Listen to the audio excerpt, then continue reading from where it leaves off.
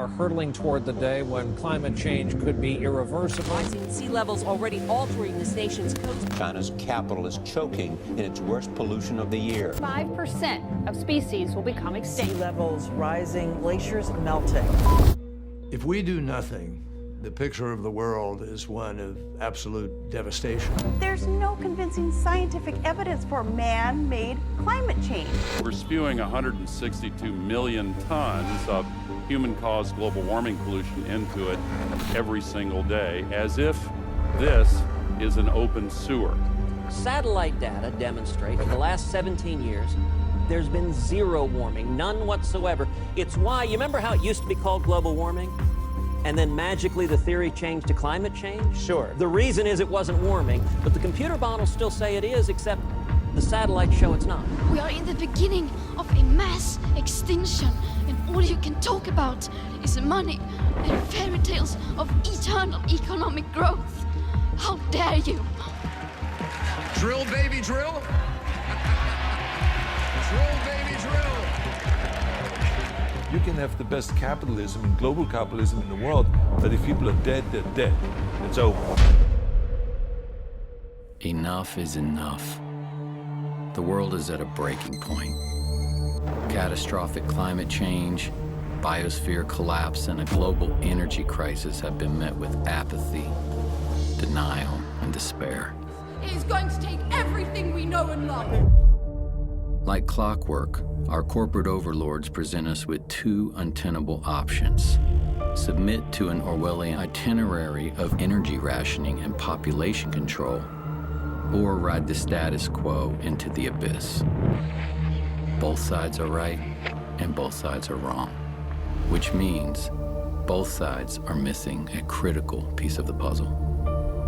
Since the early 2000s, we have seen an increasing number of unauthorized and or unidentified aircraft or objects in military-controlled training areas and training ranges and other designated airspace.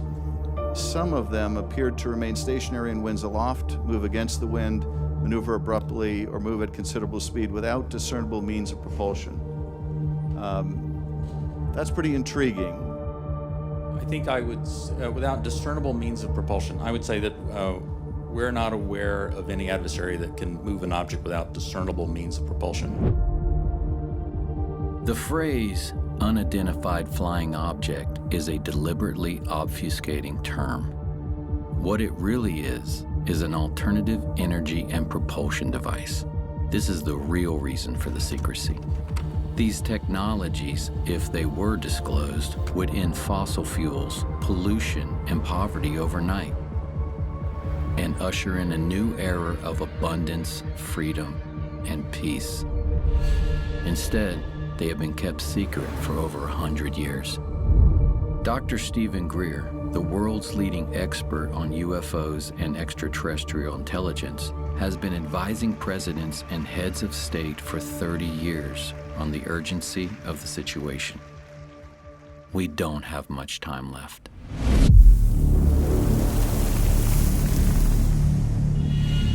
What is this lost century? This lost century is literally 100 years, more than that now, of technologies that have existed that have vanished. I mean, I was just recently in a meeting in Washington with the people who manage the black budget of the United States. They have no access to this material because between the late 1800s and now, the ingenious inventions and sciences that could have moved us off that extinction level path that we're on have all been ruthlessly suppressed, confiscated. And the only way that's going to change, it is not going to change in Washington. It is not going to change in a large corporation, unlikely. It's going to change by us, the people doing it. So it's about us.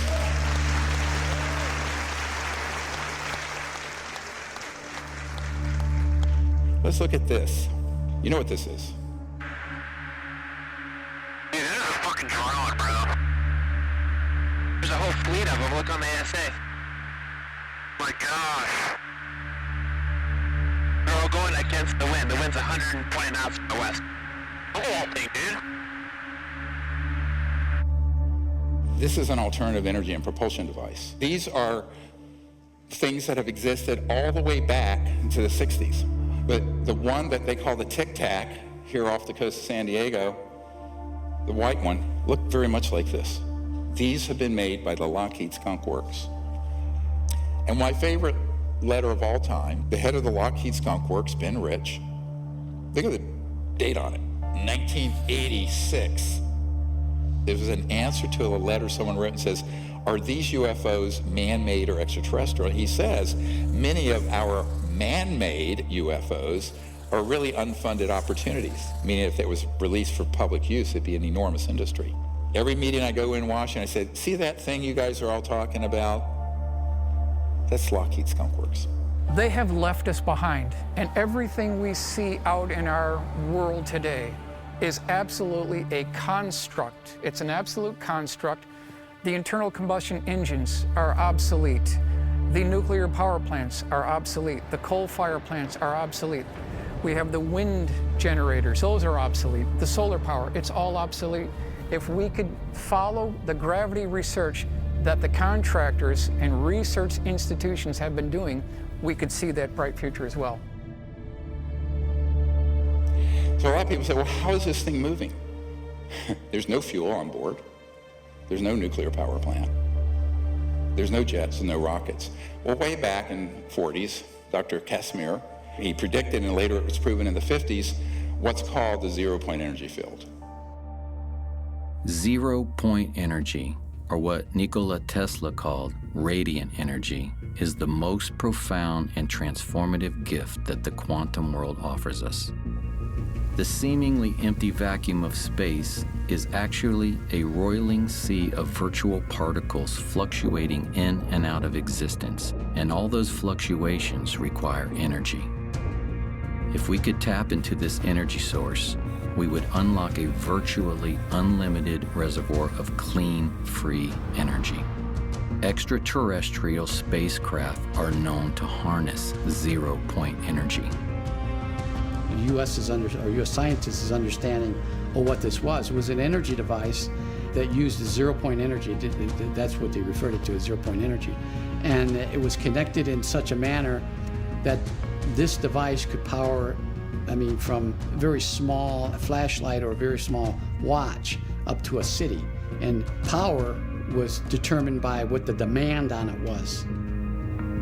The implications of free energy go far beyond bringing monthly electric bills to zero or running a car without gasoline.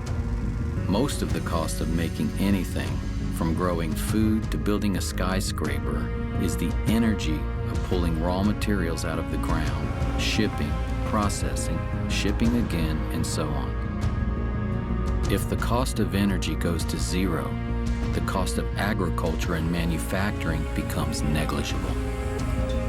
Other critical solutions, like water desalination to end drought or air purification, both of which are prohibitively expensive due to energy costs, would suddenly become viable in a free energy paradigm. A new world where humans live in perfect harmony with nature is possible within our lifetimes. But this would mean the end of oil, gas, and coal, as well as the centralized power grid and the global macroeconomic system, which will stop at nothing to protect the hundreds of trillions of dollars at stake.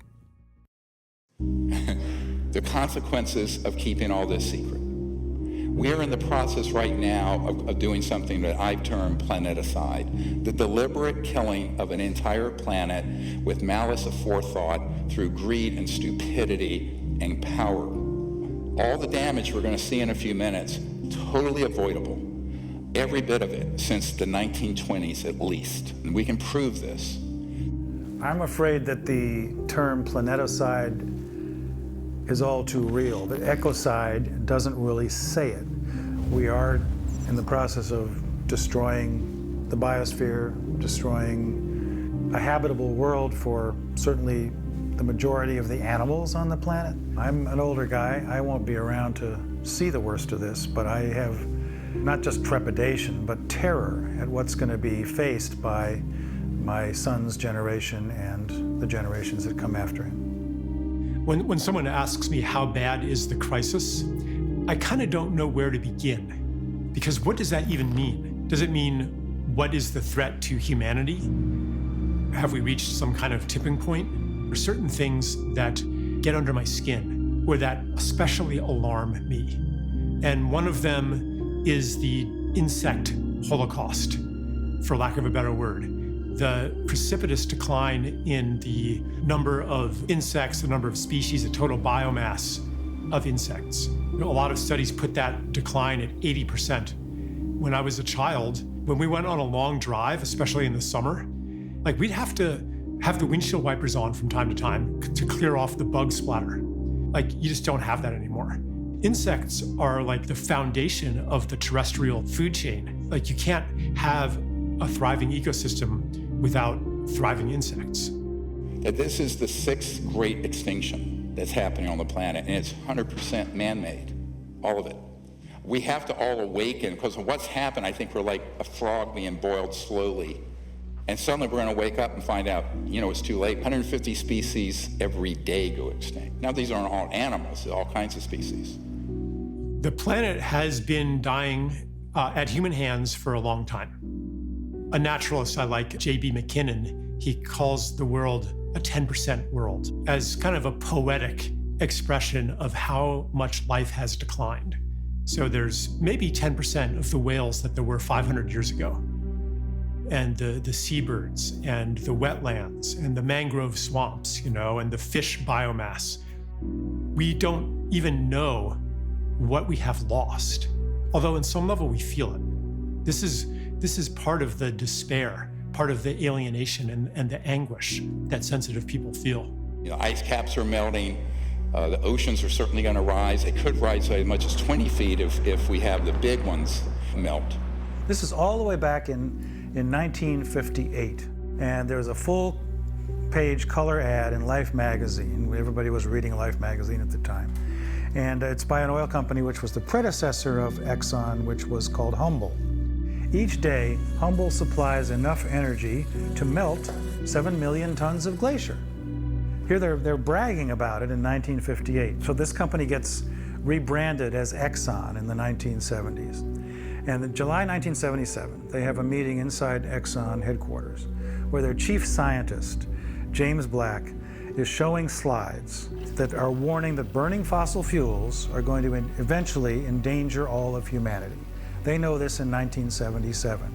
Present thinking holds that man has a time window of 15 years before the need for hard decisions regarding changes in energy strategies might become critical. Well, those 15 years were up in the early 1990s. Look at this. How long ago was it recognized that this was a disaster? Senior scientist Exxon, 45 years ago. And actually it was known before then. This is insanity. This is a civilization gone mad. These companies have really not been held accountable. We've lived in a fossil fuel economy now for more than 100 years, and it's just been accelerating. The amount of wealth has been increasing. You have situations now where the head of ExxonMobil goes on to become the Secretary of State, Rex Tillerson under President Trump. And I'm an environmentalist. A lot of people don't understand that. I think I know more about the environment than most people.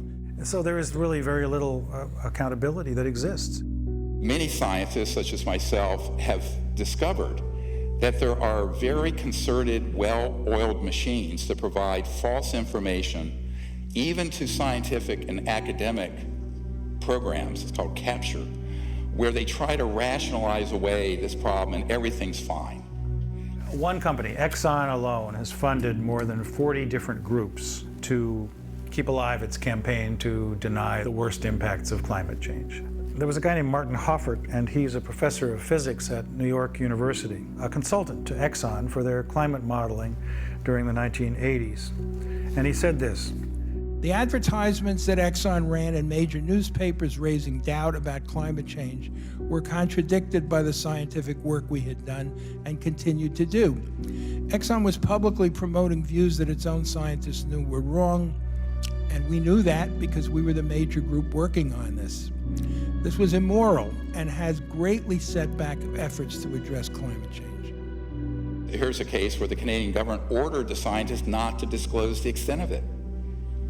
So what you get in the media is a very sanitized version of this problem, which many people believe we may have already gone over the edge of the red line, how far we can go without a safe return to a sustainable civilization. China is the world's biggest greenhouse gas emitter by a huge margin. And if there's anything clear so far coming out of this year's Communist Party Congress, it's that coal is having a bit of a revival in the world's second largest economy. A senior energy official said China will give full play to coal as ballast in the country's energy mix. Why are we digging stuff up out of the ground when we haven't needed to burn coal since about the 1920, 1930 time period? Here's your solar panels. I had to replace my solar panels with more, and they all end up in a landfill and they're toxic. You know, we're working in a paradigm, whether it be fossil fuels or what is being proposed as new energy, that isn't going to work. I'm certainly not opposed to renewable technologies, but you know, they are dependent on weather. They're dependent on how much wind there is in an area, or they're able to harness of the sun. And they cost an awful lot to bring up to speed. No environmentalist wants to see vast landscapes converted to biofuels, or pit mines to mine silver and cobalt and lithium, wind turbines that kill birds and mar the landscape. This isn't what we signed up for. But this is what happens when we abdicate our relational care for every place and ecosystem and being on Earth and transfer that onto yet another quantitative cost-benefit paradigm. And you have lithium fields. The amount of pollution from these lithium mining operations for lithium-ion batteries in your Tesla, not to mention they catch fire periodically. Now, fair enough, I'm an emergency and trauma doctor. Gasoline cars catch fire more. I can tell you some horror stories, which I'm sure you don't want to hear. And then we have this whole morass of how we're living, you know, on wires that we haven't needed. And so the entire system is set up to benefit a relatively small number of global oligarchs and financial interests that we absolutely have to say enough. They've had 150 years to do this. If we want to live among other life in the future and not in a concrete hellscape where we retreat into virtual worlds to compensate for the loss of what is alive, then we have to change our ways. And we have to start acting from our care for life. Most of you know that there are these nanoparticulate plastics that are in the entire food chain.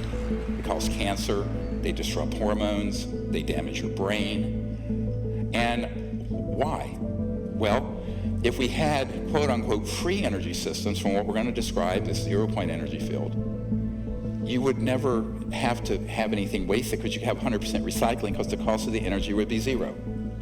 And then we have all these famines happening around the world because of the absolute social injustice of a system that is driven by greed and scarce resources. When, as Tesla pointed out, there's an infinite amount of energy to be tapped in what has now been quantified as the zero-point energy field. How do you tap it? Now, mainstream science says it can't be tapped. It's there theoretically. Not true. And you're going to find out how untrue that is.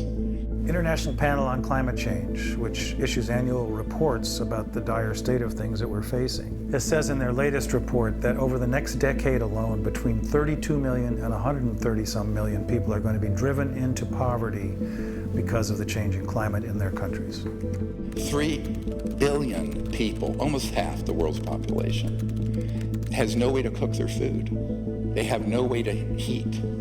But what they're doing, they have to survive, is cutting down the rainforest and cutting down the scrub and shrubs in the desert. And you have what's called desertification, where you have the growth of deserts going on exponentially. You can take maps from 40 years ago and now and just see the growth of this dead zone. Why? You have 3 billion people that don't even have, even if they had access to fossil fuels, they don't have access. This is how they're living. It's not only that 3 billion people don't have access to energy sources, it's also that their way of life is under constant assault by our own, primarily through the financial system. that imposes debt through development loans and other mechanisms on most of the world, who then must, in order to meet the debt payments, must convert their environment into commodities and their time and energy into labor for the global marketplace. So if you don't include those kinds of issues, and you're only talking about let's bring more energy to the world so that we can raise them up to be like ourselves. Come on, it's not working. Being like ourselves is not working. Look at the depression, look at the suicide, look at the addiction, look at the obesity, look at the despair. This is not a fit destination to evangelize throughout the world. We need some humility here. The dire emergency in East Africa, the drought there exacerbating the hunger crisis. As many as 20 million people could be starving by the middle of this year, half of them children. I firmly believe there can be no peace on this planet without justice. And there can be no justice when half the population of the world is required to live in abject poverty. It's a direct result of the world's energy system. So I always liken this, we're living in this sort of the Truman Show. It's a perfect metaphor for the world we're living in now where, the people who are saying we need more oil, gas, and coal until we get something to replace it, they're right. Look what's happening all over the world. On the other hand, the people say we can't just keep drill, baby, drill and burning oil and gas and coal because we're destroying the biosphere. And they're right. Now, when both sides are right and both sides are wrong, someone's been had. We've been had by people who want to deceive us and think that we're actually having a legitimate debate about energy and the environment. We are not.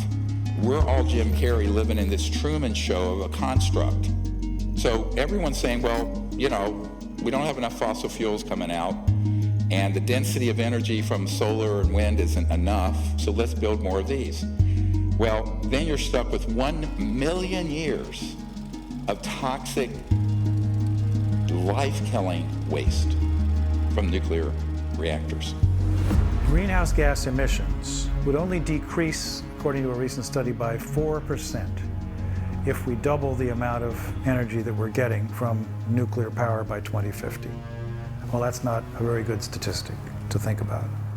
Most people think when nuclear power plant is running that you're somehow getting energy from the atom directly. No. What you're doing is splitting the atom, as it were, creating a lot of heat that boils water, heats water. It turns a steam engine like a choo-choo train in 1849 coming out to the gold rush in California.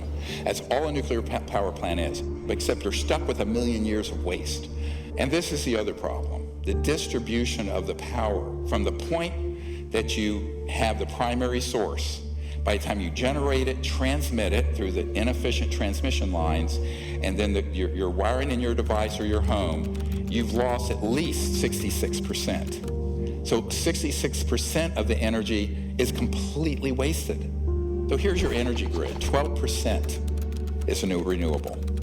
The rest is the old system. So if you plug in your electric car, 88% of the power is coming from gas and oil and coal.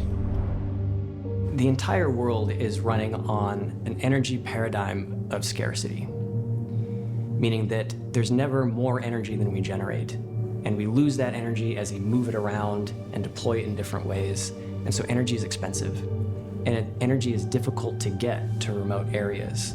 And that energy is important because it's inputs in growing food, and it's inputs in manufacturing, and it's inputs in the economy, and it's inputs in all of these things that make people's lives better and that solve the problems that desperately need to be solved on the planet right now. Over-unity is a very simple idea. It's that you're getting more energy out of something than you're putting into it. And according to mainstream science, that's impossible. What free energy devices suggest is that there is a limitless supply of usable energy that's always coming into reality, and that we're not living in a universe of fundamental scarcity. So over-unity is more than just a breakthrough that's going to live its life in a technical paper. It's not that. It's really the ability of humans to liberate themselves. Yes, there is a history a long history of over-unity systems. For example, Nikola Tesla had one. Basically, his big magnifying transformer that he had on Long Island was such an over-unity system. He got the entire Earth itself in resonance. Everything going on is feeding energy into the Earth starts to feed energy into that wave that he created. So he gets a lot more energy in his resonant wave fed from outside, from the environment in the interior of the Earth. His idea was you could then put in a tap on it anywhere else on the world and extract it free. And of course, J.P. Morgan's take on that was, that's foolish, you can't put a meter on it. So that actually doomed much of Tesla's career at that point when Morgan found out that Tesla was going to produce the energy freely. But I love this quote. If you want to find the secrets of the universe, think in terms of energy, frequency, and vibration. Now, the reason he said that is that when you use what's called a very high voltage system, you can tap in to what Professor Casimir called the zero-point energy field. Some people call it the quantum vacuum. Other people, like Professor Dirac, modestly called it the Dirac Sea. And we just tested a device last month in the Arizona desert, you'll see in a moment, that is based on that. Nobody is really trying to get, for example, over unity, more energy out of something than you put in, because it's assumed that that is impossible. Well, that might be impossible, but only if you don't really understand the fabric of reality itself. They just can't believe it, especially engineers, because I know how we were taught, right? There is no vacuum energy. You're just a kook when you think so, right? If they took a little more physics, they would go, well, maybe. It's not a small thing. It's not a matter of finding proof for some technology, for some invention, and convincing everybody of it. You can't convince somebody of something that so totally contradicts their basic assumptions about the universe. But what if there's a pool of energy available to us that we didn't even think was possible because we're operating on these 100-plus-year-old assumptions? We can't find this excess energy simply because no one's looking for it. So-called empty space isn't really empty at all. It's actually full of energy. So instead of being like kind of a quiet, empty lake, it's more like the froth at the base of a waterfall or something. But when you go to look at the numbers, you find out that there's enough energy in the volume of a coffee cup to say, evaporate all the world's oceans that you could get it all of it. And here we have a car from 1921 running without a plug. Now look at this old car. And it was pulling energy out of, they just said out of the environment. They couldn't quantify what, but they had the correct frequency, and this had a battery and some wiring, and it was running around without being plugged in. Memo to Tesla Motors, go and research this and get rid of your plug-ins.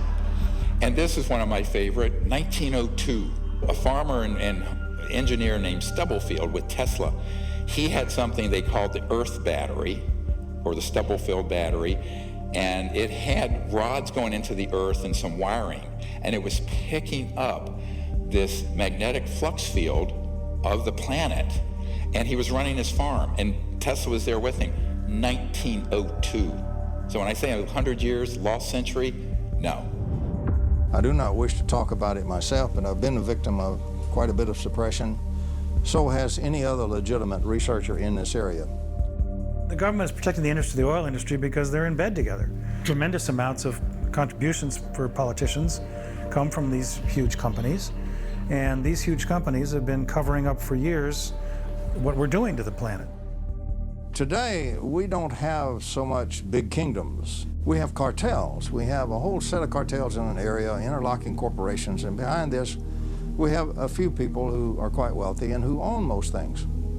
Any time we have a very powerful cartel or set of people that control a lot of things, that resists any means of changing its inflow of control and its inflow of funds and money and its power.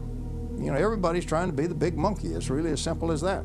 Here we have all the methods. Some of these are common sense, but every one of these are ones I have encountered and investigated personally with geniuses, engineering geniuses and physics geniuses, but strategically impaired inventors. black shelving. So someone comes along, they offer you $20 million for your device, it's a corporation, they put it on a shelf. Boom. National security orders. We're going to show you one from a man we just met with.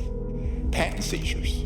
Financial entanglements from investors because they're doing their whole business and legal strategy wrong. Legal entanglements where they end up in court. Threats to the individuals. I had a guy under contract building one. All you had to do is have some thugs come in and say, you, your wife, you're dead, you stop this. And he stopped. And then scientific fraud. The more powerful the agency, the more powerful the group, the more powerful the cartel, the more they will resort not only to legal means, but to extra legal means to suppress their competition. For example, the greatest espionage in the world is industrial espionage between one corporation and another right here in America. They're the ones that hire all the spies and the spooky equipment and everything like that by far more than the intel agents do. And it's not one cartel, so there are many, many groups in energy, and each of those has become very powerful in its own area, and each one does not wish to see simple little electrical taps pulling out enormous energy from the vacuum. They would much rather see you burning a lot more oil and so forth. So there's something nefarious afoot. It kind of makes sense from, right, I'm threatening an oil monopoly and things like that. I said pretty early on, the problem is suppression. It wasn't really, how do I make a free energy machine? It's, how do I not get suppressed? Because what's the point? If you make it, you're just going to get clobbered. And then you have a really big one, media corruption. Where why doesn't everyone in the world know these things have existed? Because, as you'll see in a little bit, the media at a certain high level have operatives from the intelligence community who kill stories on demand. And then the worst, of course, wet works. It's not totally mafia type stuff. It's not like, you just flat get shot. There's some of that. The typical threat to the family, right? Typical mafia, right? It's not, just watch The Godfather, see how they work, right? There's an interesting record of people that have come up with new alternatives to the oil and gas industry who have met untimely demises.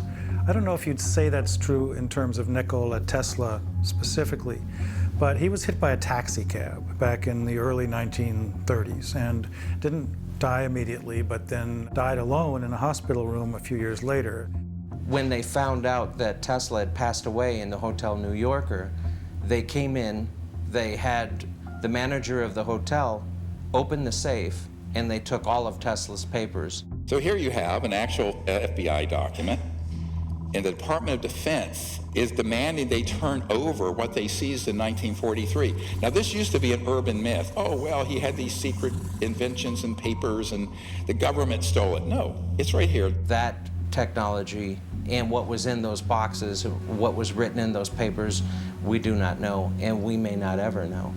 So they go in, the FBI takes it, here the Department of Defense years later is saying, we want all those papers that you confiscated in 1943 upon Nikola Tesla's death. And then you have just flat out patent confiscation through national security orders. Look at this, this is 12 years ago, 5,135 inventions seized under national security orders. In 1971 list includes patents for solar photovoltaic that were subject to restriction because they were more than 20% efficient. The most efficient solar panel you can get right now in 2022 is 22.8%. These were way past that in, how many years is that? 51 years ago. Okay, we're not talking about an extraterrestrial spacecraft or anti-gravity or gravity control. We're talking about just a super efficient solar panel. Those are confiscated. This is one of my favorite statements of this report. One may fairly ask if disclosure of such technologies could really have been detrimental to the national security or whether the opposite would be closer to the truth. Yeah, we hear the words vital interests of national security. Well, what we're really talking about there in terms of Iraq, for example, in the early 2000s, which was all trumped up. There were no weapons of mass destruction. That's what was being touted by the media, Sir Judith Miller at the New York Times and others, to justify what we were doing to get rid of Saddam Hussein. But in fact, the only national security implication of that was the oil industries, what they get from it. But again, what does national security mean here? Oil, gas, petrodollar, Goldman Sachs, JP Morgan Chase. That's the national security in the abused, corrupt system. It's a policy that the military seems to feel is necessary for national security. However, at this point, we often wonder, 50 years after World War II and the Cold War, whether such sequestering is necessary, especially when fossil fuels are a major cause of global warming. So here we have a man. He was fired, Dr. Tom Vallone, he's a PhD physicist. He was a patent examiner, and he saw these amazing technologies being confiscated. This is not a conspiracy theory. And he blew the whistle, they fired him. Because he saw things that would save the planet. Now, this is way back in the 80s or 90s. Patent sequestering, which is actually called secretizing, public needs to know at least that every major military agency has a representative at the Patent Office. Patent Office in its current approach is it's actually breaking the law. It's trying to make happy the physicists who are with American Physical Society to keep them in power with their ideas, you might say, and withhold from public use good inventions that could solve our problems, like the energy crisis.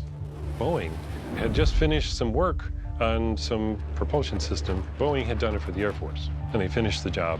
And then they applied to their customer at the Air Force for permission to use it on Boeing's commercial airlines, and they were denied. An example of the ongoing suppression of things that seem to be innocuous and a slight improvement in technology.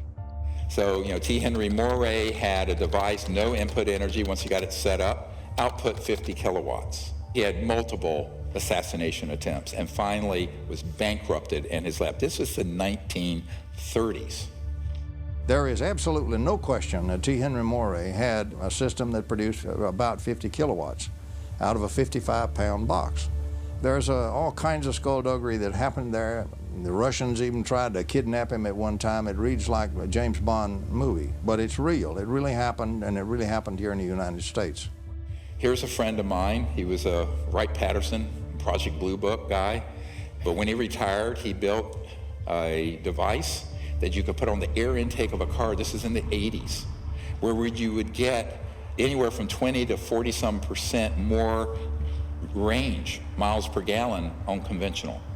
I treat air, and out of air, I make it more than just providing oxygen for the combustion process.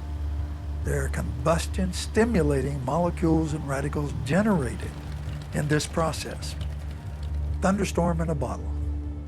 He had his lab vandalized, everything stolen, bomb threats, etc. This is a colonel who put his entire life savings into something in the 80s that would have been a game changer. But it wasn't a free energy device. It wasn't something just running out of the 0 point. It would have just gotten more efficiency and cleaned up the air.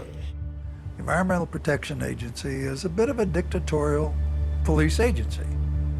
They call themselves a protecting agency, but they are a police agency. EPA cannot approve a fuel-saving device. They put out reams of documentation stating that something will not work. This gentleman actually took a device from a Russian immigrant and another and kind of packaged it. He didn't actually understand it that much. And you had 26, almost 27 watts going in, 7,460 watts going out, and tested and verified by multiple labs. Gray started developing this idea 8 years ago. For the past year and a half, he's been trying to get someone in the U.S. government interested. So far, he's had little luck. Gray says he's been getting the same reaction he got 30 years ago when he first proposed his theory. Get this guy out of here, he is crazy. But Gray says it's paranoia. The scientific community isn't willing to accept teachings opposite all previous learning. And the military aerospace industry is afraid to admit decades and billions of dollars worth of research have been wasted. Now, unfortunately, this disappeared because he actually took the ideas from some geniuses and was trying to make a lot of money. And so his became, I'm calling this crazy inventor syndrome. It's not very nice, but I mean, it's kind of crazy. And here's why it's crazy. They think I have the best thing since sliced bread. and the world's going to be the path to my door. And they don't realize they're going to have corrupt interests from the national security state, corporations, and all kinds of other people stop them. So they think they're going to do a normal investment and normal venture capital and patent it or keep the secret sauce of how it works away from everyone. And in every single case for 100 plus years, they've taken that knowledge to their grave. You've seen The Paranoid Inventor, plenty of stories on those guys. It's my precious.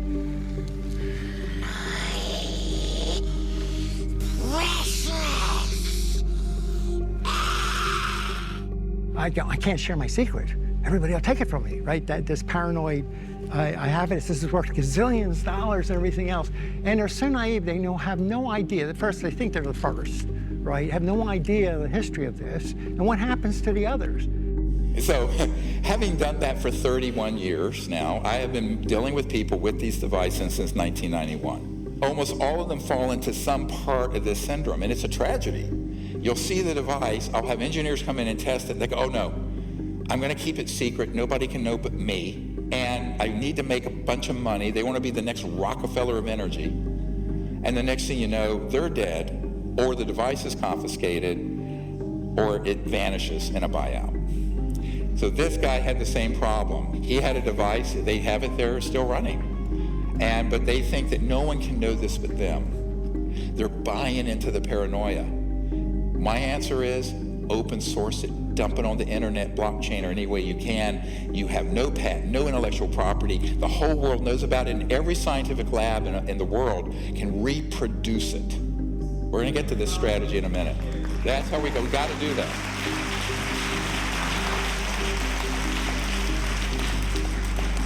Because the very definition of insanity is doing the same thing over and over and expecting a different result. That's attributed to Einstein. But how true is that here? So we have to change our strategy. Many of these inventors are really good at the technical stuff, but they're not great communicators. This power is something I have given my life for you, the people. Now set up this demonstration for y'all. You don't have to be a rocket scientist. They're not good at business. They're not. Like, God can make technical geniuses and he can make business savvy people, but rarely do the two come together in one person. This story is fascinating because he had a tiny, you know, it's 17 watts, like a 20-watt light bulb. It was putting out 200 watts, 10 to 15 times more output than input, and this is in the 80s, this is 40 years ago. I was not convinced probably on the first 3 times that I saw the device and saw it tested that indeed it put out more energy than it took in. I am convinced now. I was a little bit prejudiced, and like all people that come up with devices like this, you think they're wrong, and so you go down to prove them wrong if you're that interested. And I was not able to prove him wrong, nor were the people that I was with able to prove him wrong. And here's what happened. He kept the whole thing so secret. It was going through a patenting process, but even the patent application left out a lot of the secret sauce. Most of these inventors do this. Fatal mistake. And what happened is that it was all covered up, that he actually was taken to court. Patent office said, even though he had proof that it worked from multiple very esteemed scientists, patent examiners, that proved that the thing actually did as he said it did, and he got nowhere. He took this to his grave. Look at this video that you're going to see in a moment. Mr. Newman has been fighting for a patent for years. Many, therefore, considered it ironic when a federal judge appointed the former head of the patent office, William Schuyler, to decide if Newman's device did or did not work. Mr. Schuyler, who is also considered to be an expert on electrical engineering, didn't take long to make his decision. In a report of the special master, Mr. Schuyler states, evidence before the court is overwhelming that Newman has built and tested a prototype of his invention in which the output energy exceeds the external input energy. Therefore, there is no contradictory factual evidence. For the layman, that means the machine works. The expert then goes on to say, the Patent Office finding that such a machine is impossible is clearly erroneous. Mr. Schuyler also found that the Patent Office intentionally did not consider the formalities of Mr. Newman's application for a patent. Why wouldn't you go along, again, with a master that's former head of the Patent Office, who has credentials that the judge called outstanding, why wouldn't you go along with the man that you recommended in granting a patent? You ask mean questions, don't you? I think you'd have to address that question to our present commissioner. Are you acting on his orders? You might say that, yes. There you go. Operability or utility is a rejection that virtually none of the patent examiners, and there's almost 5,000 of us, were allowed to use in any of our applications. The supervisor particularly always said that, oh, that's something only if you're dealing with energy inventions. So what we find is that throughout the patent office, that rejection for something that we personally would feel would not be operable was not a judgment we were allowed to make, except if we're in that security department that deals with energy and propulsion types of inventions. Here we have a brilliant device, again, almost 40 years ago. Look at the input and output. Test it over and over again. 0.3 milliwatts, output 223,000 watts. That's 22.4 kilowatts. That's plenty to run your car, your Tesla motor. Now, continuously output if needed on demand. So this little thing that looks like a cigarette pack, when he died under mysterious, they said a heart attack, it's all kinds of evidence he was killed. This is real, usable power. It's stable. It is not transient. It is not noise. And it is not any other kind of spurious effect. This is a real effect. It's all coming from that little tiny box sitting behind the 500 watts of power. Behind the lamps, that little box is putting out all of that power, well over 500 watts, and yet it is receiving less than 1/3 of a milliwatt of input power. This is April the 30th, 1987, at about 10:30 p.m. in the home of Mr. Sparky Sweet, the inventor of the very first vacuum triode. This is a most historical occasion.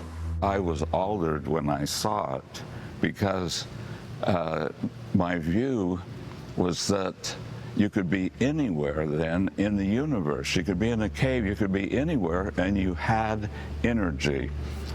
This was overwhelming to think that I could have energy and the whole world could have energy. That all of a sudden we were on an equality economically. We didn't have to worry about the energy sources. The rest of that power is coming out of the surging energy of the vacuum.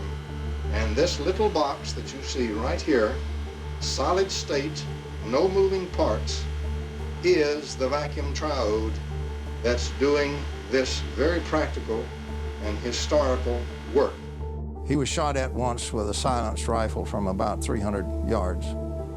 The only thing saved his life was he was an old guy and very feeble. He was stumbling as he coming up the steps and he fell down. He just flat fell down on the steps, caught his foot and fell right forward. And as his head went forward, the bullet went right by where his head was.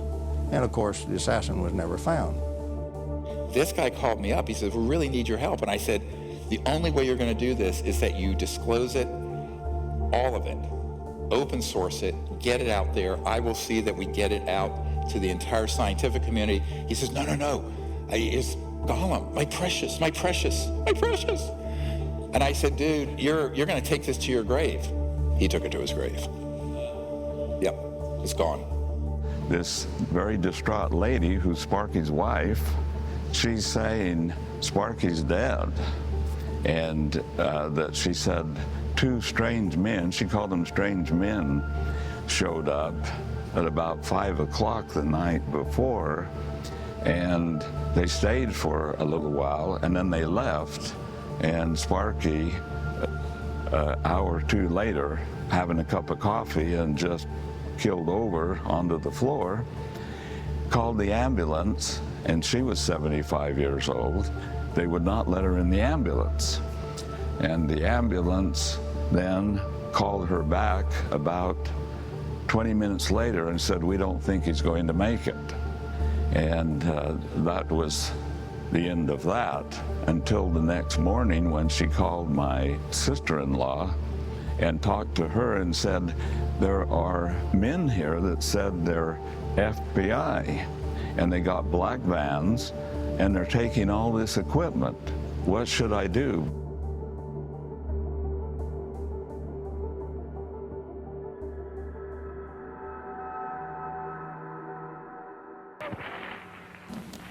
Good afternoon and welcome to this edition of Eyewitness Newsmakers. I'm your host, Doug Miller. On March the 23rd, chemists Stanley Pons and Martin Fleischmann rocked the world of science. They announced that they had achieved cold fusion in their laboratory at the University of Utah.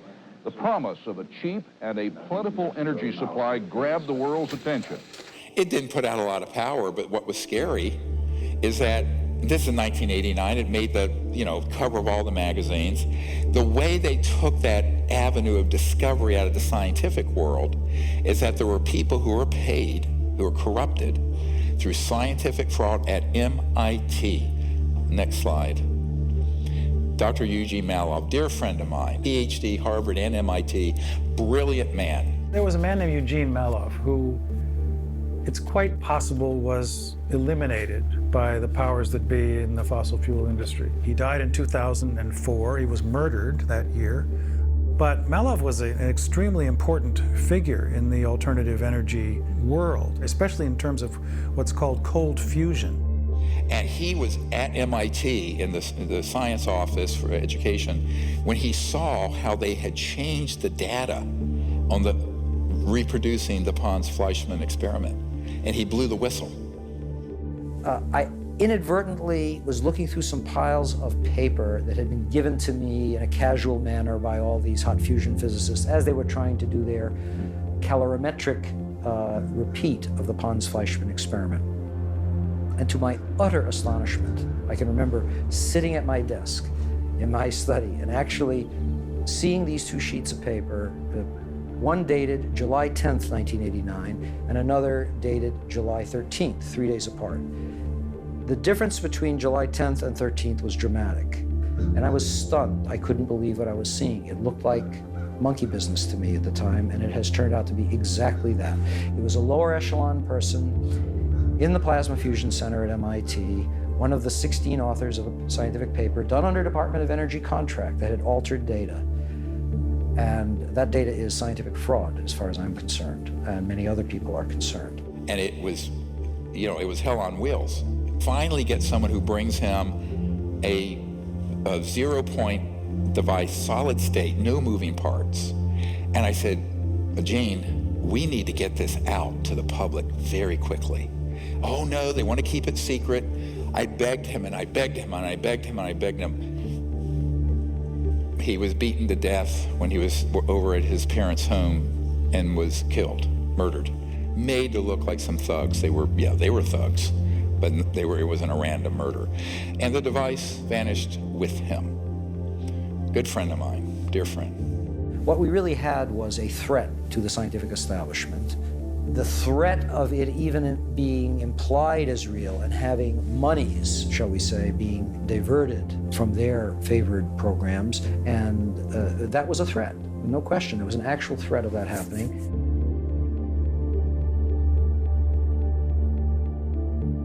U.S. scientists making a huge breakthrough. A source tells CNN that for the first time ever, researchers have been able to create energy from a fusion reaction. Now, Laura, I could explain all of this in great detail, of course. But basically, it's a giant step towards a clean energy future without dependence on fossil fuels. This is the first time, by all accounts, they've gotten more heat out than they put in. Not so fast. This supposed breakthrough, announced just as we were finishing this film, is a total distraction. The net gain, 0.1 kilowatt, is enough to boil a kettle of water and not much else. But what is truly baffling is that they are not counting the actual input required to power the lasers to get the machine going. When you count the energy it took to generate the fusion reaction, it's actually a 1,200 times net loss. Furthermore, Fusion reactions can generate heat in excess of 3 million degrees, which would ignite the oxygen in the surrounding air if a breach ever occurred. Everything about this is, at best, wrong, at worst, fraudulent. So why is this fake solution being pushed by every media outlet on the planet, when we have had real solutions hidden in classified programs for 100 years? Different people have different devices. Of the ones that have promise, there's certain themes that keep re-emerging. The first theme is torsion physics. Torsion physics is a fancy way of saying something that spins like this and something that spins like this. Think of it as like an hourglass shape. I think that it has to do with it representing the way energy moves in the universe. At the biggest levels, like the galaxy, it's a spiral. A tornado on Earth is this vortex motion. Our DNA is a stranded spiral. A second theme is plasma. A lightning bolt is plasma, right? The spark gap in a car is plasma. So plasma is the fourth state of matter. Solid water is ice. Add more energy, it melts and becomes water. Add more energy, it becomes steam. And then if you were to add even more energy, say through running an electric current through that steam or through any gas, you end up with plasma. You can think of it as maybe this liminal state or in-between state between the physical world and the non-physical world, whatever that is. There's some evidence emerging that plasma can provide a shielding of inertia. So if you imagine that you're a UFO and you need to zip around at crazy speeds, you can't pump the brakes too fast, otherwise everyone's going to slam into the windshield, right? But if you had some sort of inertial shield around the craft, i.e. like a plasma shield, you might be able to eliminate the inertia surrounding that and keep the occupants safe. I think this is why the UFOs seem to glow. Plasma glows. A third theme is that of the ether. The conventional or mainstream understanding of the base level of reality is maybe the quantum sea, tiniest particles all bumping into each other. The ether conceives of this differently. It says that there's a kind of a fluid geometry that is the base layer of physical reality, and that to understand that fluid geometry is to be able to really understand electricity, magnetism, and gravity. And this, according to Tesla and others, is the key to really understanding what he was getting at with all of his wireless transmission of energy stuff. But I believe that we're going to see something like a return of the ether. It won't be called that, but it'll be something like that that's going to enable us to make much more progress in these areas in the coming century. This gentleman, he had a car that would run on water, but it had to be modified. A local inventor has discovered a way, hear this, to use water to run your car. It's a major breakthrough that will no doubt make motorists happy. And as Ralph Robinson explains, the Pentagon is also showing lots of interest in this project. And he always kept that secret. He had a patent that he falsified the voltage and the frequency, cycles per second, because he didn't want anyone to reproduce it and leapfrog him financially. Again, this crazy inventor syndrome.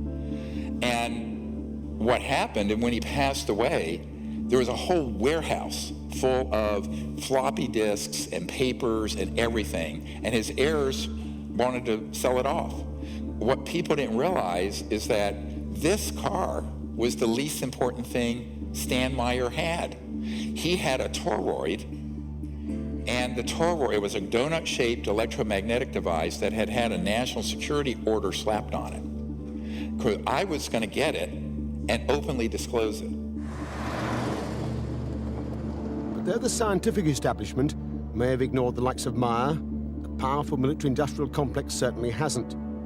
Over the past 10 years, Meyer says he's been quietly approached by many influential organizations who would never admit publicly to their involvement with him.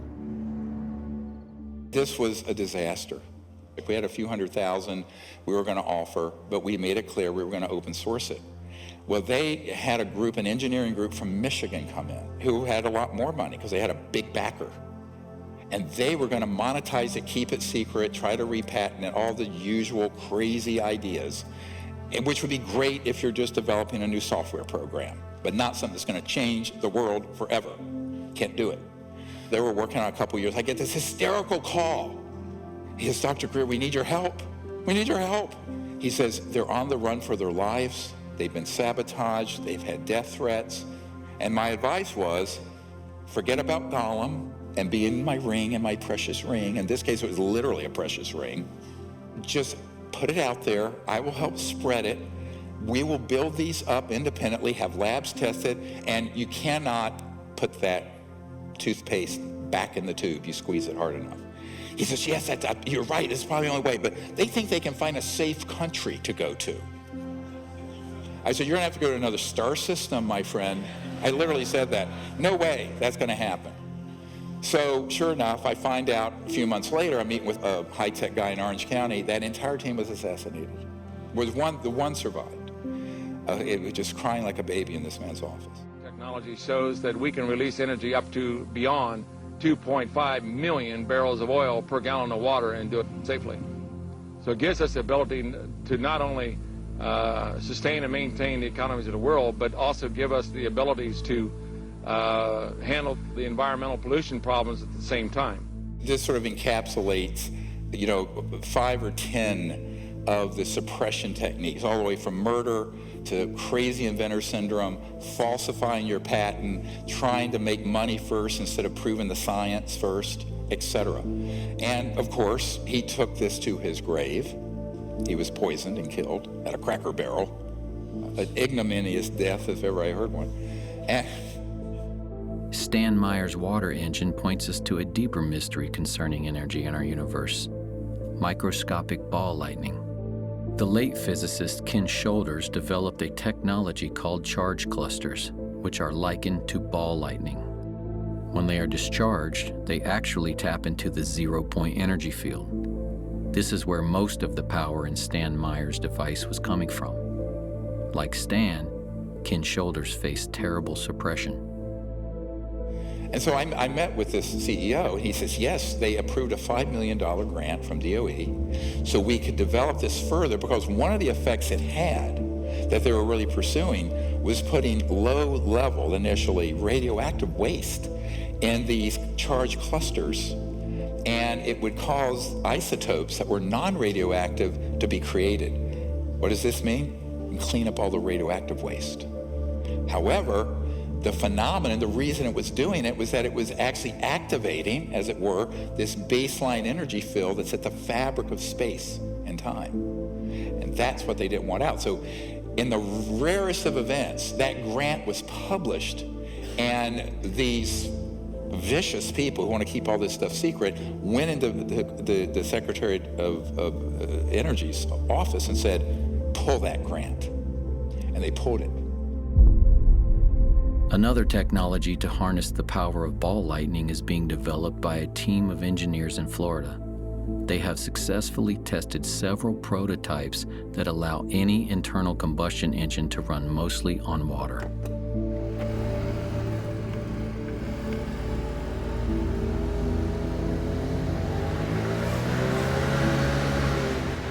It's a little quicker, huh? This is a phenomenal system, patented, but it runs internal combustion engines on water with a little bit of gasoline in it so you don't have to modify the engine. It won't rust. What this means is, with Stan Meyer, you really had to have a different kind of engine and spark plug and all that. This conventional spark plug engine, all of it, because it has enough of the lubricant and oil in it that it won't just freeze up the engine. And this is really what he's doing. Stan Meyer, this device, and many of the others, Ken Shoulders charge clusters, they're creating these small microscopic ball lightnings that when they discharge are tapping into that zero-point energy field and creating the motive force. Boom! That's why the concussion from the thunderclap is so huge. There's a huge amount of energy, and it's actually sourced from the vacuum energy. All the dots connected. This is what's happening, right? So we need to make the thunderclap engine. Many times breakthroughs are made because the inventor or the scientist was inspired by looking at nature. The same systems and the same mechanisms that exist in nature that you can see can also exist in the devices that you build. So by trying to mimic that, you can tap into the intelligence that nature has already shown you when it comes to being efficient with the energy transmission mechanisms. Another current technology was recently investigated by Dr. Greer and his engineering team at an undisclosed location in the Arizona desert. 1, 2, 3, 4, 5, 6 magnesium alloy specially configured plates. This thing's the size of a nice-sized shoebox. The circuitry you see on the right is a misdirect because the guy has crazy inventor syndrome and thinks he can keep it secret and make $1 trillion. You don't interfere with the big, powerful people. You don't put them out of business. They're still in business. They still have those 50-year leases on the lines and all the power transformers. You'd be able to get one of my power plants, just replace a coal-fired plant, you know. But it wouldn't be big news or anything because I'm just selling the electricity to them, okay? And then they're going to say, wow, we're making more money at this plant than we are the others. So they're going to put them around, you see? They're not going to let me in. They're going to fight me tooth and nail. But I'm going to be very sneaky about it. This thing, for 3 years, had been sitting in this, near a chicken coop in his backyard out in the desert, putting out 3 kilowatts of power continuously, and we cranked it up to 5 kilowatts. No input power. And it's running off the magnetic flux of the space around it that he can tune to any place on the earth so it's correct, and boom. This thing, solid state, no moving parts. We just saw this. But he's a textbook case of making every wrong decision. Tried to patent it. Well, you'll see in a moment what happened. He ended up getting put in prison for a week. He has had sabotage, death threats, murder of people around him. Yeah, I spent 8 days in that jail. When I went before the court, the judge said, come here, Doug. And he says, read this. You sign it, you go home. You don't sign it, you go to jail. And all it was is I will not ever in my lifetime, ever, through me or anyone else, if anybody else was manufacturing these, I'll go to jail. And here's the secrecy order he was slapped with. But look at the date. 1984. It's almost 40 years ago. So, you know, doing the same thing, patent office, people think this is a myth. No, here's a secrecy order. See, so I don't want to go through that again. I'm scared my family and everybody. So now what we're going to do, we're going to be very quiet. I'm going to build my 1 megawatt. It'll take 2.5 years to build it because it's very complicated. I gotta acclimate it to the earth. Technologies like this and countless others will never see the light of day without a radically new strategy. Dr. Greer is preparing to launch a multi-centered, state-of-the-art research and development lab that will develop zero-point energy technology, live streaming 24/7 for security and transparency. All research results, data, and plans would be released to the world open source, freely available to the public and the scientific community. This will require broad public support to make this a reality. With this strategy, zero-point energy is achievable, but it is only half of what has been suppressed. Now we get into the really cool stuff. Look at the dates. 1919, Pakowski-Frost experiment, where they actually had high-frequency systems where things levitated, defying gravity. And then T. Townsend Brown, and he had very high-voltage systems, electrogravitic, they call it, where high voltage would cause this lift effect and would actually create, if you will, a bubble, an electromagnetic field that would allow an object to move at enormous speeds and free of the forces of gravity, what's called gravity control. An Office of Naval Research report on T. Townsend Brown's electrogravity device includes a transcript of a conversation between Major General V.E. Bertrandius and Lieutenant General H.A. Craig. Bertrandius remarks, "It sounds terribly screwy, but Friday I went down to a place called the Townsend Brown Foundation, and believe it or not, I saw a model of a flying saucer." Townsend Brown was an independent experimenter, and he actually worked on, as you can see, very large replications of saucers that he believed were vital for a different type of propulsion. The big question is, can I prove this? This I consider to be a very serious Rosetta Stone. This is Young Men magazine. The article is titled, "The G Engines Are Coming." By far the most potent source of energy is gravity. Using it as power, future aircraft will attain the speed of light. Now, in this article, they give you the names, they give you the time frame, they give you the dates, they give you the defense contractors, universities, and research centers that are actively pursuing cracking the gravity barrier. They talk about the Lear Corporation, the Sperry Rand Corporation, the Bell Aircraft Corporation, all trying desperately to crack the gravity barrier. And it's clear from the eyewitness testimony, they've done it. And then we have Michael Schratt to thank for this, great archivist and historian. And he's found these journals that date from the 50s, one, 1956, where the big buzz in the aerospace industry was anti-gravity, quote unquote, the G engines, gravity engines. And this was actually in the open literature until they figured out how it really works, and it all went black. Now, where did they get the technology? This was an interesting crash retrieval. This is prior to Roswell. This is November 1946. This was seen by a courier who went to Wright-Patterson Air Force Base, and he had a guard, an MP who he was friends with, and this guard said, "You know what? I got something I want to show you." So he brought him into this facility at Wright-Patterson Air Force Base, and there was this craft sitting there. And this little red dot that I have here shows you the attempted point of entry. They were using a diamond-tipped drill bit to try to get into this craft. So the question is, if this is one of ours, why would they be trying to get into this? So is this the beginning origin point of a reverse engineering program? You know, some of the UFO crash retrieval material, we've looked at it and we found that the materials used are very strange. When extraterrestrial material is recovered through military crash retrievals and its metallic structure is examined under a microscope, the metal is so pure that we could not replicate it, even in a vacuum in space. This is because extraterrestrial crafts are not manufactured on a Ford assembly line the way humans would manufacture something.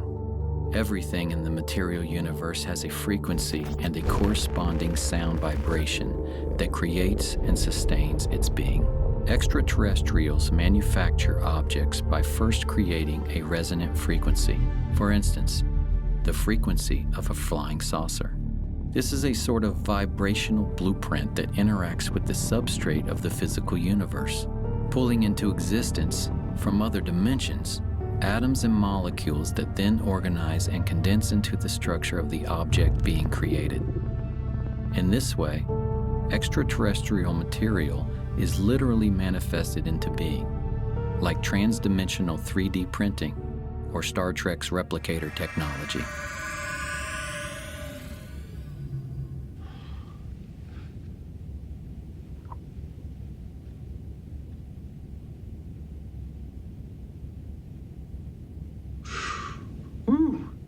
Moving on to 1963. This is a Marine. He was called from Cherry Point, North Carolina, to an undisclosed location, and his job was to guard something there. And when he got to this facility, they opened up these doors, and he saw, propped up on scaffolding, this 40-foot diameter dish-shaped craft that looked like a fat hamburger. It was about 15 feet tall. He noticed that there was a white circle painted on the floor, and his job was to shoot to kill anyone who would try to breach that circle. They were trying 3 ways to get into this craft. Number 1 was a diamond-tipped drill bit. So we've got 2 cases of this now. Number 2 was an acetylene torch.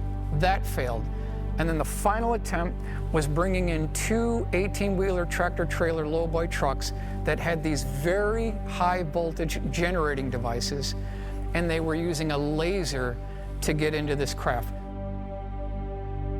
In a previously unreleased interview with aerospace designer Brad Sorensen, Sorensen describes a secret air show that took place at Norton Air Force Base on November 12th of 1988, a classified military exhibit in which so-called alien reproduction vehicles were unveiled. The craft were hovering off the floor with no landing gear underneath and nothing supporting it from above. When asked, where did they get these concepts from, Sorensen states, they said they copied it. By the way, these went all through the solar system. The components, Mercury era, 1959 to 1960s, early 60s. So these were operational.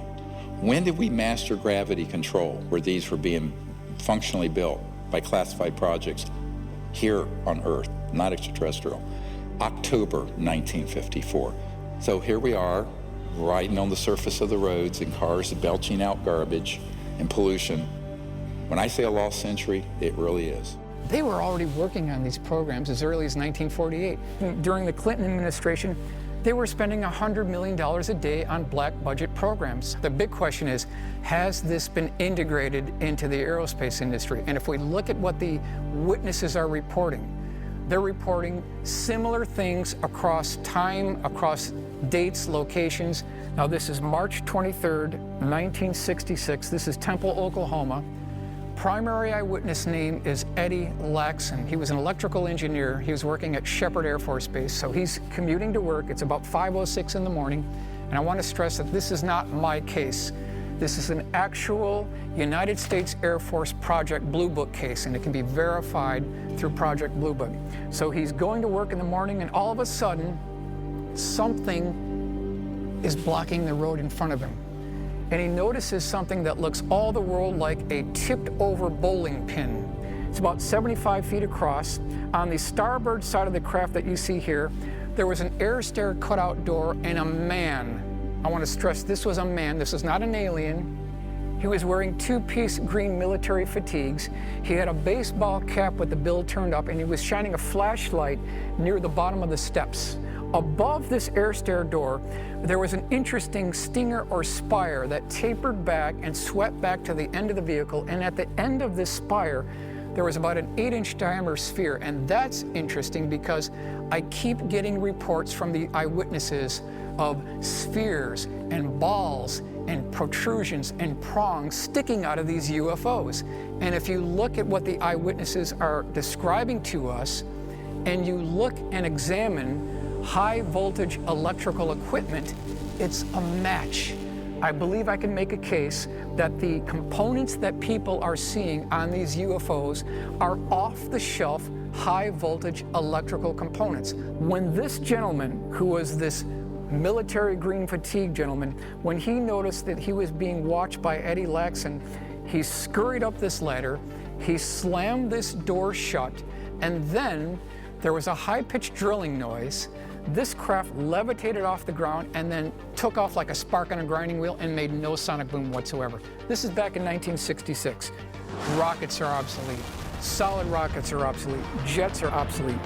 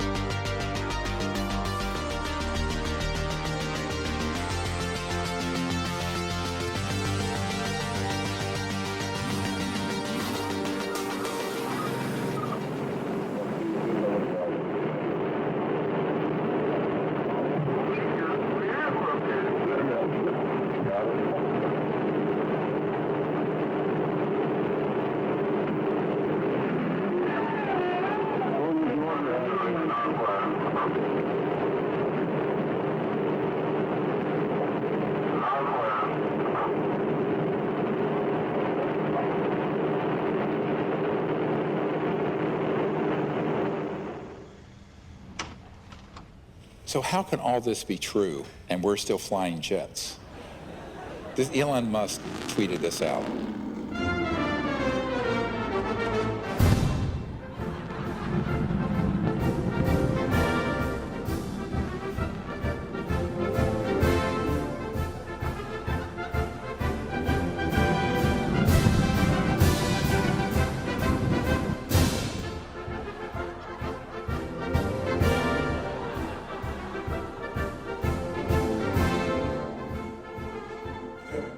That's all very comical. It's not comical when astronauts I know have friends that died in this, the Challenger tragedy.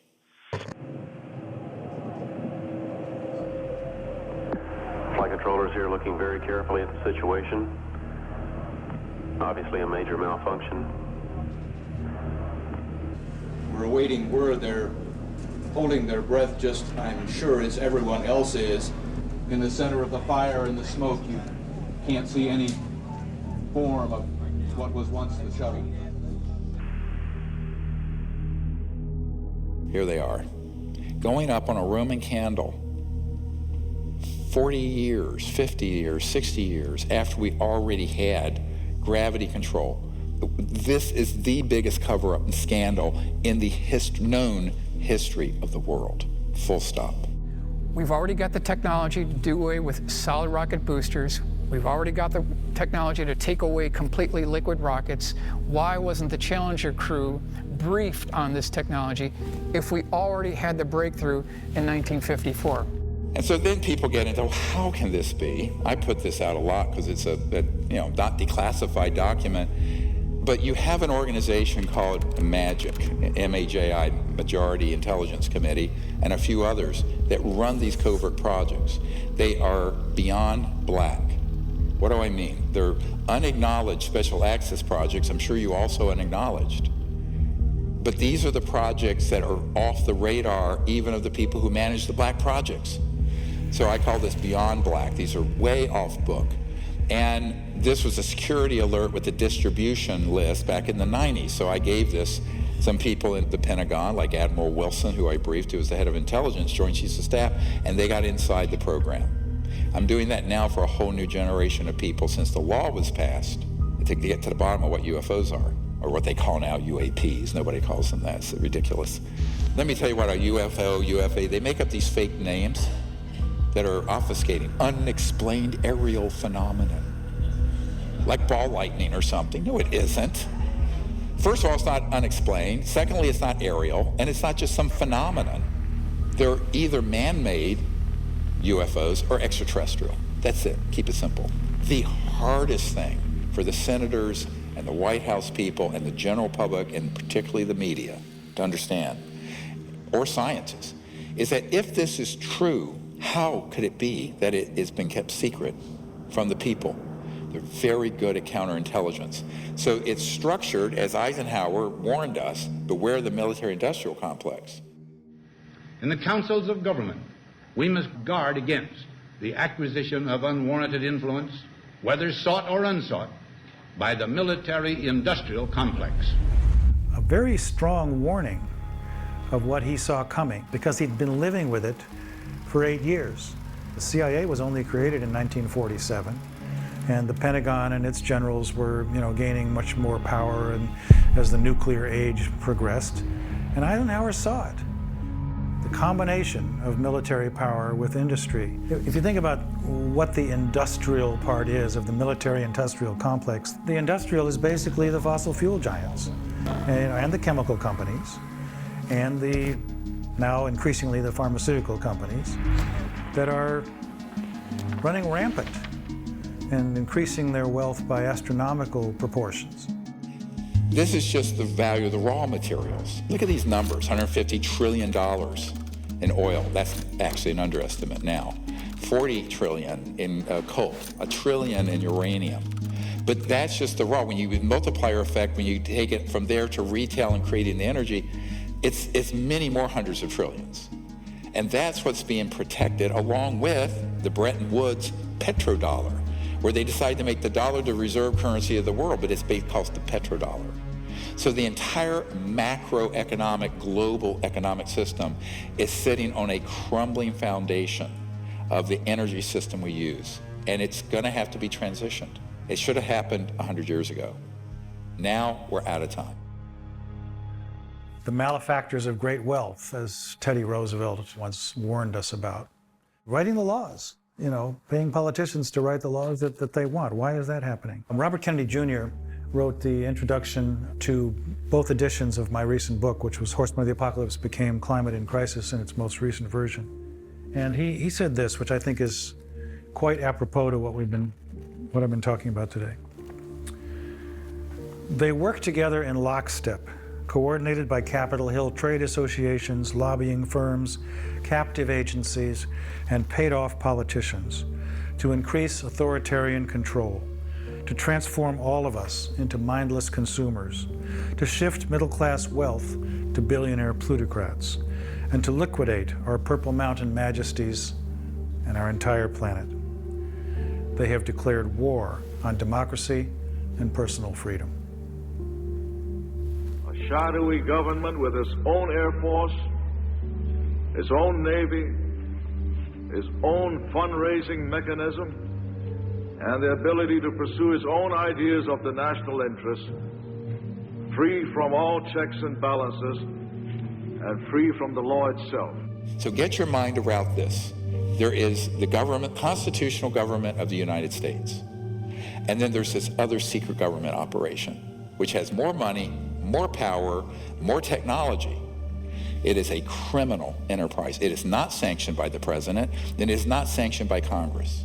And yet they're using our tax dollars and are raping the planet and destroying the earth and impoverishing half the planet. That's what we have to fix. We've got at least 109 UFO crash retrieval cases. All we need is one to be correct.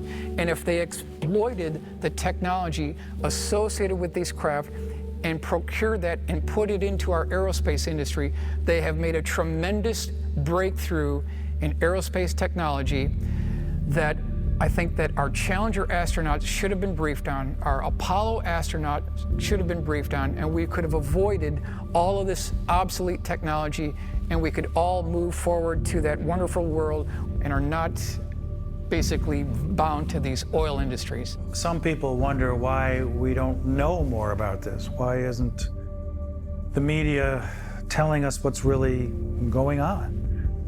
We have about 15 billionaires and 6 corporations controlling 90% of the media in the United States. We've got AT&T, Comcast, Walt Disney Company, National Amusements, that includes Viacom and CBS News, and Fox Corporation.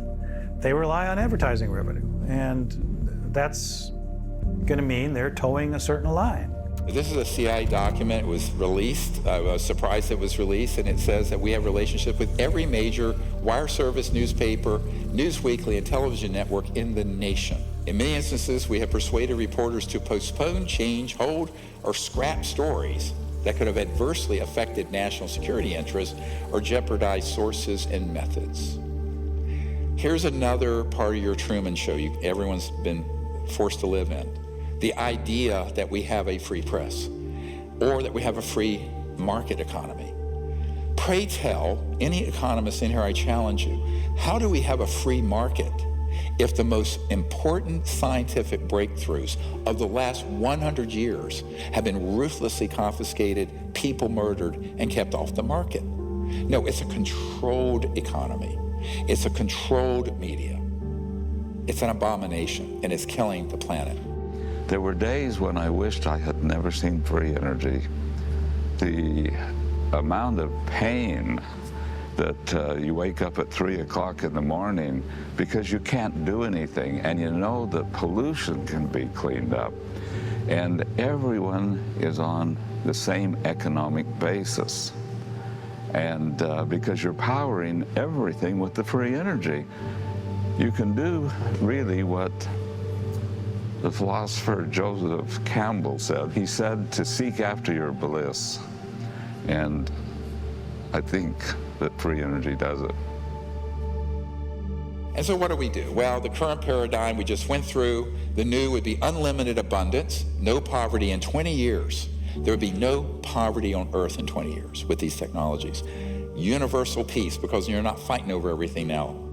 And Earth in harmony with humanity and the biosphere restored. It's important to realize that the technology that is required to heal Earth already exists and has existed for a long time. That the problem is not fundamentally technological. If we came into coherence around the goal of healing Earth, we could do it in 5 years because the capacity of life to heal is just incredible. But we're just in the way of it all the time. I mean, even look what happens if you stop paving over a parking lot. In 5 years, cracks appear, weeds are growing out of it. In 15 years, you see chunks of pavement here and there, and trees are growing. In 50 years, you don't even know a parking lot was ever there. In order to maintain Earth in a state of ugliness and unlife requires constant effort, because the power of life to live is so strong. That's what life wants to do, it wants to live. We only make 100 million cars a year. If we converted like that, which is not going to happen, all manufacturing of automobiles to these zero-point energy generators, it would take, do the math, 15 years. We barely have 15 years left. The date I've been given, 2035 to 2040, and we're done. The scale of the transition is almost unthinkable. There are an estimated 14 million kilometers of paved roads across the Earth. There are many millions more of power lines comprising the so-called smart grid. A real smart grid would be no grid at all. We need a compassionate transition. Instead of displacing millions of workers who support today's energy infrastructure, we must enlist them in the radical transformation of our world that lies before us. You've all heard of the Hopi prophecy, probably. There are two lines on the Hopi prophecy. Right now, our entire planet is on the line, the upper line that terminates. We're an extinction level event trajectory. That's the path we're on. There's another line in the Hopi prophecies, and that's one that we have to jump onto that goes on and on forever. That's our choice. We, the people, have to choose it. It is not going to be done for you like a Ouija board in Washington or at Wall Street. We're going to have to unite and do this ourselves. You can imagine a civilization that has figured out the over-unity question as being one in which the centralization of power, and therefore the centralization of the inputs necessary for the growth of civilization, becomes more decentralized. So rather than these power stations that are clustered around big cities, you can have energy generation mechanisms in every home. And this is why it's a new world, because it's the power to the people. And what it means, it's literally not just electric power and energy, but actual political power. And in the industrial era, from the 1800s to now, it's gotten more and more concentrated. This is going to return the power to every village and every person. Even the deserts shall bloom, as it says in the Bible. And in Africa and around the world, they're going to leapfrog past where we are with all this electricity and wiring and power lines and power plants like they did telephones. They went straight to cell. But this is a bigger leap where all over the world, all these impoverished areas, every little village and community will have its own energy generator for pulling water out of the humidity of the air. We have the technology to do that now. Why isn't it used? Because it uses a lot of electricity, which is polluting and expensive. It'll be a global village, all interconnected, but also all self-sufficient. Complete local self-sufficiency with no pollution. That's the world we could have had beginning in the 20s. 100 years later, may I suggest we accept it. It's time. We are 100 years behind where we should be right now. Why are we still pounding metal nails into boards to build houses? Why are we still loading up shipping containers on tankers and taking 2 months to get here? This is all a construct. And why I call this a time snap? A time snap is when things have gone so far off track. The only way to fix it is for the people to unite and come up with a totally different strategy where in a decade to 2 decades, we make up for 100 years. It can happen. And, you know, if nothing else, humans do want to survive. But this is now a survival question for every man, woman, and child on the earth. So that's why we have to do this. We have to remember also that the capacity for life to heal is almost unlimited. And we see this already with people who are restoring ecosystems and regenerating farmland. You know, even in a few years, miracles happen. You know, springs that had been dead for generations come back to life. Species that hadn't been seen in the area seemingly magically reappear. And so we can't forget that. We can't succumb to a despair that is founded in our distrust of the power of life itself, which again is part of the origin of our current condition. Visualize your house off the grid, clean energy, no wiring. Why? Because every device, whether it's this size device or your refrigerator, will have a small, solid state, quantum vacuum, zero-point energy device in it, running it. So there's no electromagnetic fields running through your house because you don't need wiring. Think what that'll do to construction costs and the simplicity of it. And here we are in the Sahara Desert, and you want to grow food? You create a biosphere dome. It's run on free, clean energy, as we've demonstrated. You're growing oranges. You can grow crops. You can have different zones in it for different temperature and humidity control. So anywhere on the planet that you need to have foods, it could be done under controlled circumstances, digitally automated, but with no cost for the energy and the water, virtually none. What that means is the food scarcity and starvation we're facing, that goes away very quickly in a 20-year period. Here's your typical street in your neighborhood, anywhere in the world. And as we bring these technologies out, the grid comes down. We don't need it anymore. When there's a snowstorm or hurricane or whatever, you don't lose power because you're not dependent on a grid that's going to be torn down by ice and snow and wind. You don't need wires. And all these wires, it's a clutter of wires. You don't need them because every device will have its own source of energy. This could have been done decades ago.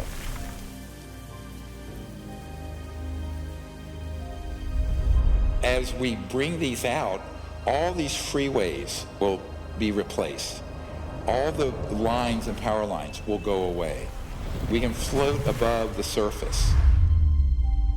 And in every city in the world, we're going to see this transformation, every village in the world.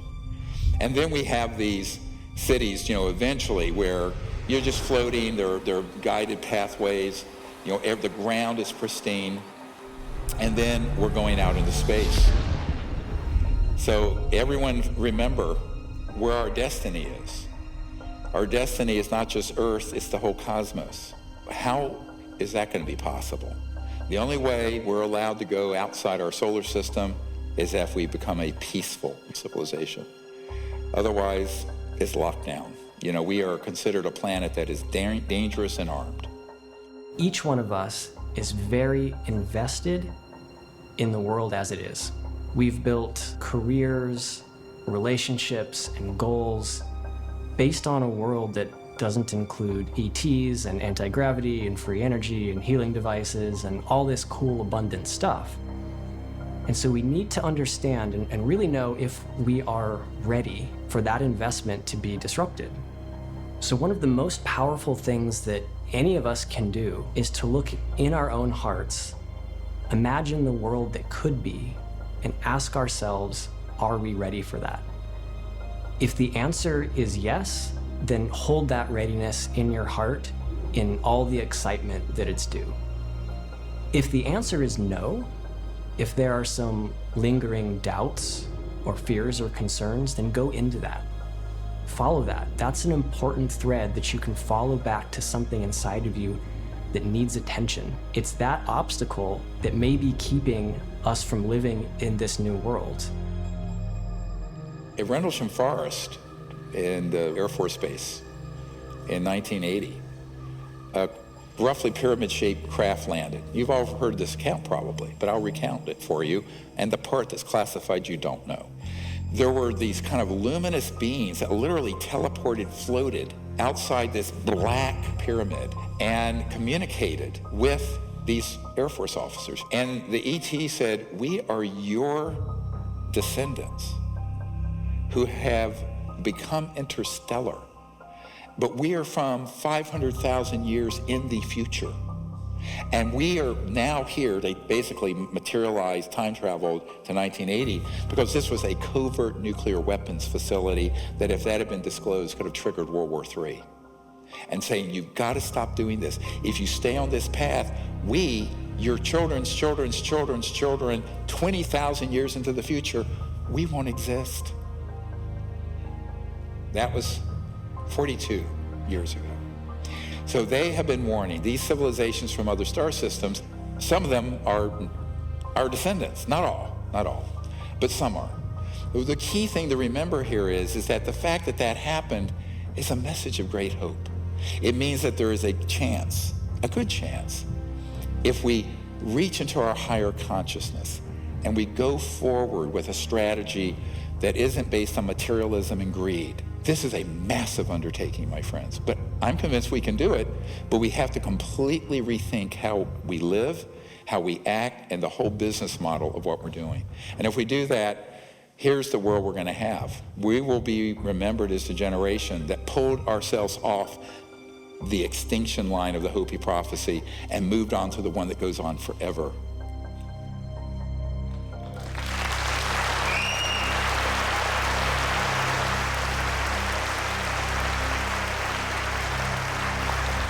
Thank you all.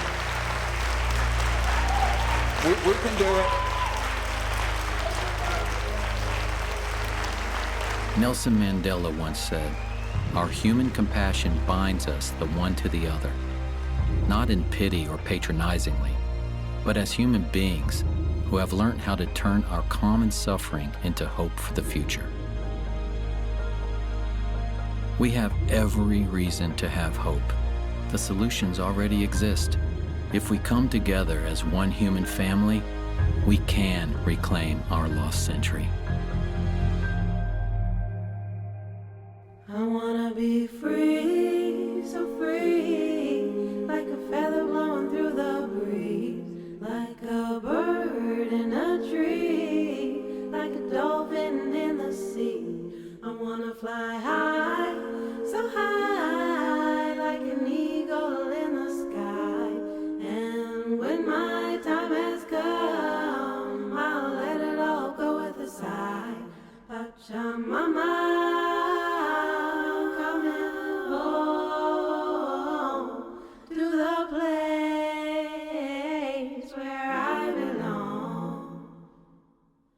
Pachamama,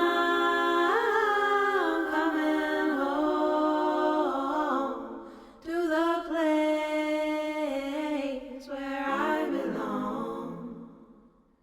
I wanna be free, be me, be the holy being that I see, not to rise and not to fall, be at one with love and all. There is no high, no low, except inside your heart, and be just who you are. Pachamama, coming home to the place where I belong. Pachamama.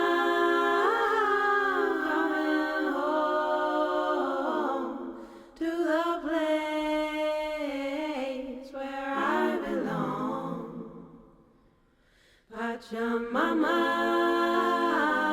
coming home to the place where I belong. Pachamama.